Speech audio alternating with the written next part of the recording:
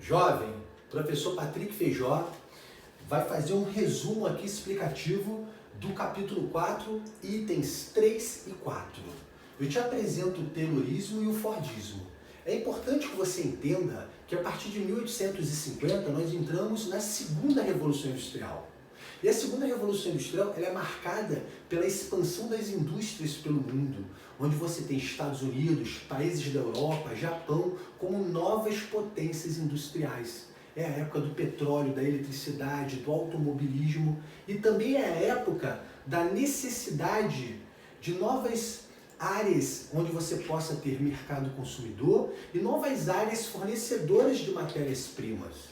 Então, principalmente as potências europeias vão fazer uma verdadeira partilha da Ásia e da África, num período que nós chamamos de neocolonialismo, de imperialismo, de dominação do continente africano e do continente asiático.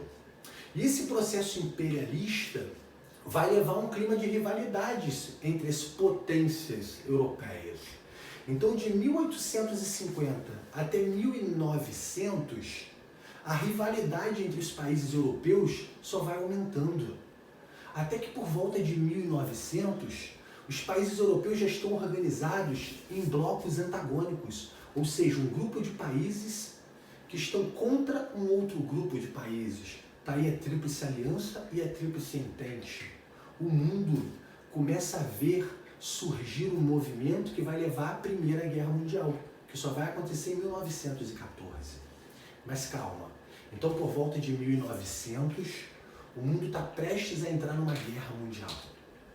E nessa mesma época, o Taylor lançou a teoria do princípio da administração científica da produção. O Taylor, ele é um cientista. É graças ao Taylor que existe hoje a Faculdade de Engenharia de Produção, de Administração. Olha que interessante. Ele dizia o seguinte: se você dividir os seus trabalhadores por tarefas e cada um fizer a sua parte, tendo um gerente organizando as funções, você alcança uma maior produtividade. Ou seja, você produz mais em menos tempo, gastando menos e lucrando mais. Ou seja, tendo um gerente que vai ajudar a organizar os trabalhadores, você alcança uma produtividade. Princípio da administração científica da produção. Nossa, muitos industriais entenderam o pensamento do Taylor e foram buscando as suas estratégias para alcançarem também a sua produtividade, para organizarem os seus trabalhadores, mas acima de tudo, ninguém fez isso com tanta maestria como Henry Ford, o fundador da fábrica de automóveis Ford. O Henry Ford, ele não só entendeu as ideias do Taylor, como ele botou na prática. O Henry Ford, em sua fábrica, ele inaugurou a linha de montagem. É como se ele pegasse essas ideias aqui e colocasse de fato na realidade. Conseguiu dividir os trabalhadores por tarefa, deu benefícios aos trabalhadores, com isso ele conseguiu alcançar uma grande produtividade. Ele passou a produzir veículos em massa, visando um consumo de massa. Ou seja, ele criou uma estratégia muito bem sucedida de produzir rápido para atender o grande mercado consumidor dos Estados Unidos, mas também vendo o mercado externo. Pois a Europa, grandes países industriais europeus, eles estavam se preparando para aquilo que veio a ser a Primeira Guerra Mundial, abrindo espaço para quem? Para a indústria norte-americana. Então o Ford ele foi, acima de tudo, um grande visionário. Ele entendeu a oportunidade de mercado daquela época, do início do século XX, a partir de 1901, e desenvolveu a sua linha de montagem. E o Ford ele entendia que ele precisava de uma sociedade de consumo.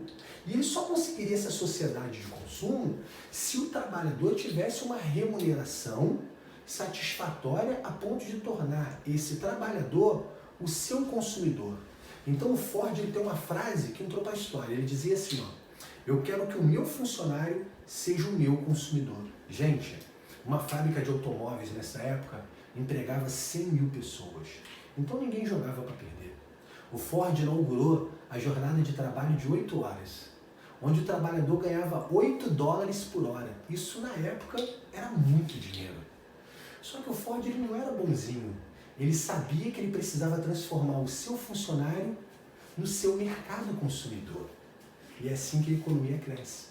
Então, isso que o Ford fez na sua fábrica passou a ser um modelo que veio a guiar outros industriais nos Estados Unidos nesse momento. Por isso que nós chamamos isso de modelo americano de produção ou de Fordismo, onde ele vai pegar as ideias de organização do Taylor, mas ele também vai entender a importância de dar benefícios sociais ao seu trabalhador, a fim de criar uma sociedade de consumo que, como o nome já diz, vai consumir os produtos que eles produzem.